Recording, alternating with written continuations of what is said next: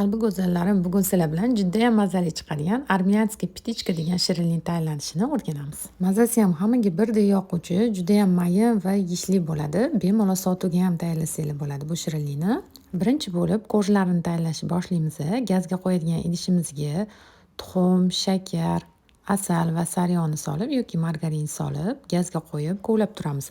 Margarin shakarlari erib olgandan so'ng chayni suvni solib yana aralashtirib turamiz. Karamelniy rangga kirgandan so'ng gazdan olamiz.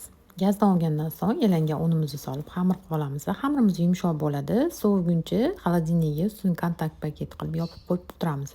Xamirimiz yaxshilab sovigach ikkita zuvalaga bo'lib, xuddi videoda ko'rsatilgan kabi texnikada yoyib olamiz list razmerida. Qo'shlarimiz pishib chiqquncha endi krem tayyorlab olamiz.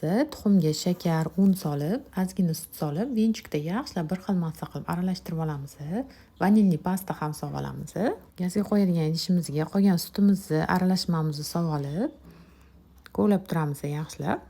Qaynab chiqqandan keyin ham yana 3-4 minut qaynatib olamiz. Kremimiz tayyor. Ustiga kontakt paket yopib, yaxshilab sovutib olamiz. Sariyog'ni yaxshilab ko'pirtirib olgandan so'ng, zavarnoy massamizdan oz-ozdan solib, kremimizni tayyorlab olamiz. Bu orada pishib chiqqan qo'shlarimizni ham teng 3-3tadan bo'lib olamiz. Общий 6 ta qo'sh bo'ladi shunda bizda. Shirinligimizni kremlab olgandan so'ng, albatta bir kunga xolodilnikga qoldiramiz. O'shanda qo'shlari yaxshilab yumshab zo'r bo'ladi. Keyin esa ertasi kuni ustiga ganash oqizib bezatib olamiz. Juda ham mazali chiqadi. Albatta tayyorlab ko'ring, sizlarga ham yoqadi.